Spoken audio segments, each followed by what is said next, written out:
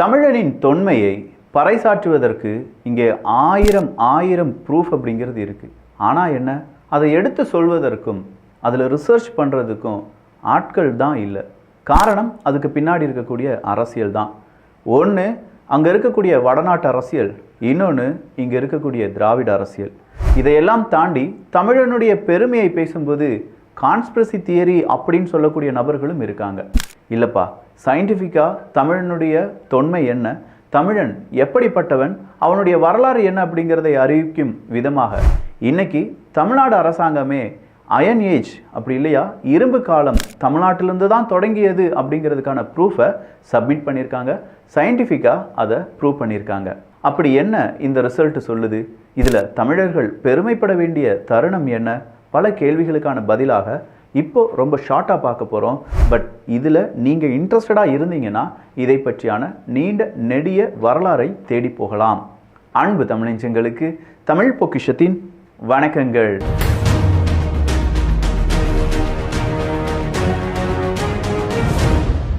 இரும்பால் ஆன பொருட்கள் அப்படின்னு சொல்லும்போது இரும்பு தான் இந்த பூமியில் அதிகமாக கிடைக்கக்கூடிய ஒரு மெட்டல்.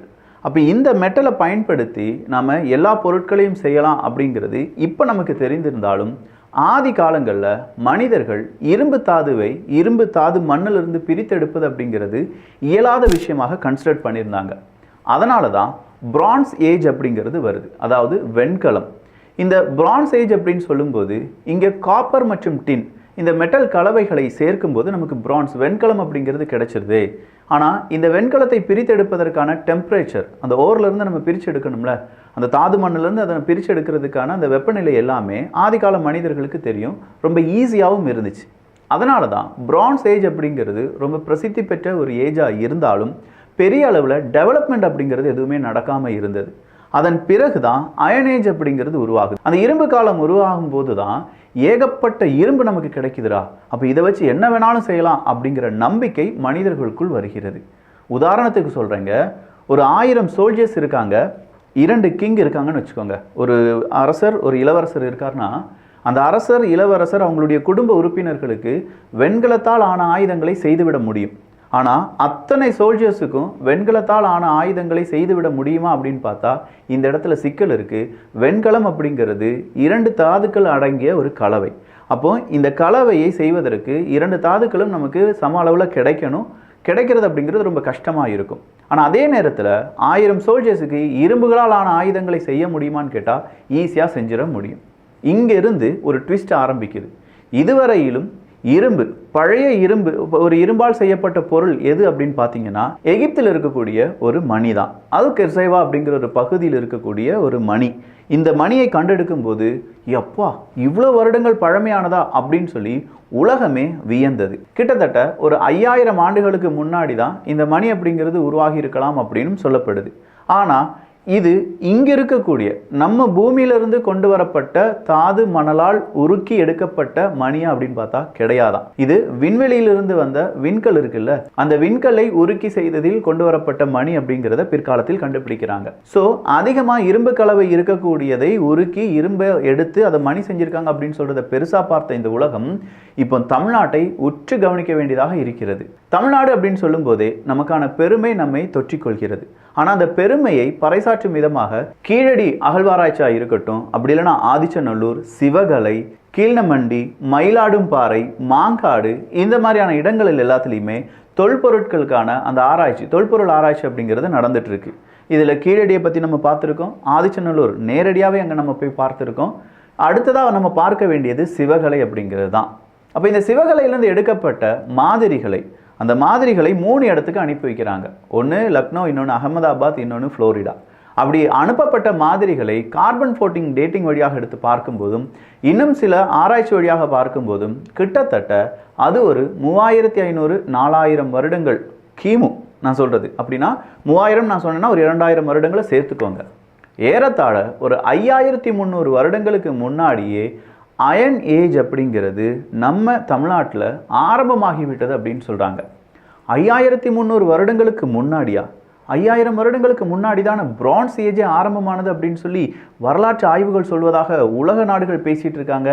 எஸ், அங்கே பல நாடுகளிலும் பல மனிதர்கள் பிரான்ஸ் அப்படிங்கிறத ரொம்பவே ஈஸியாக செய்ய முடியறத செஞ்சுட்டு இருக்கும்போது தமிழன் யாராலையுமே செய்ய முடியாது, அவ்வளோ சீக்கிரமாக அந்த இரும்பை உருக்கி இரும்பு பொருட்கள் செய்ய முடியாதுன்னு நினச்சிட்டு இருந்த காலகட்டத்தில் தமிழன் அதை செய்திருக்கிறான்.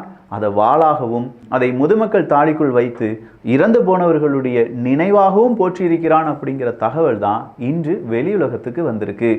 பொதுவாக இந்த இரும்பு இல்லாட்டி இந்த பிரான்ஸ் ஏஜ் அப்படிலாம் சொல்லும்போது சாமுராயை பற்றி பேசுவாங்க, வைக்கிங்கை பற்றி பேசுவாங்க. ஏன்னா இந்த சாமுராய் வைக்கிங் அப்படின்னு சொல்லும்போது வாள், அந்த வாள் இரும்புகளாலான வாள் இல்லாட்டி வெண்கலத்தாலான வாள் அப்படின்னு சொல்கிறதுலாம் பிரித்து பார்க்கப்படும்.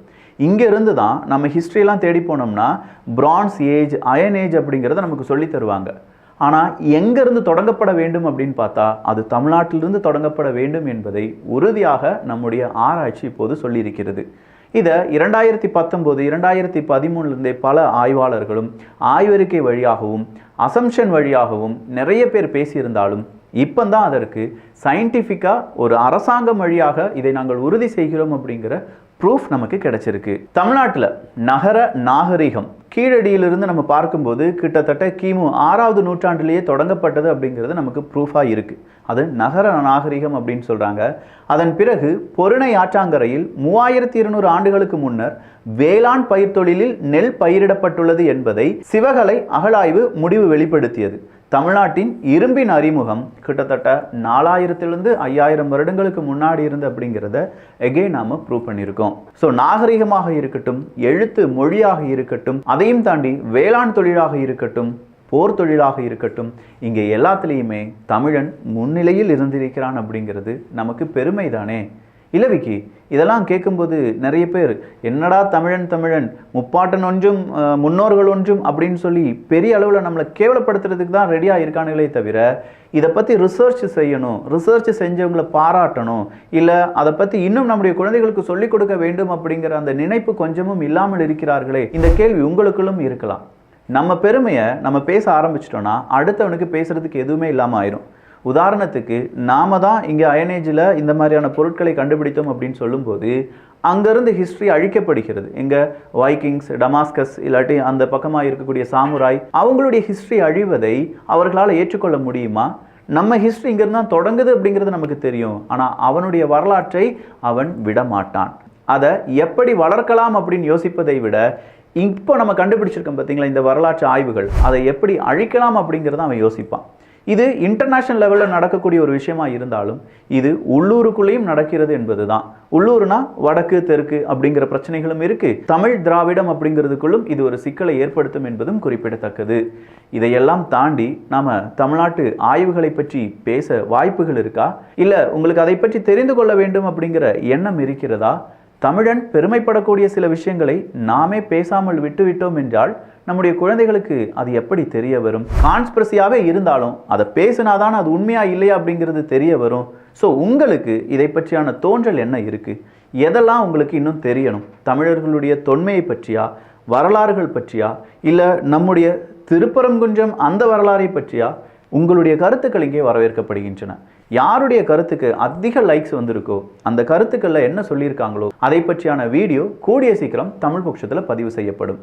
பார்க்கலாம் உங்களுடைய மனநிலைமை எப்படி இருக்குது, அதை ஆதரிக்கக்கூடிய நபர்களுடைய மனநிலைமை எப்படி இருக்குது அப்படின்னு சொல்லி நல்லதை பகிர்ந்து நல்ல சமுதாயத்தை உருவாக்குவோம். நன்றி, வணக்கம்.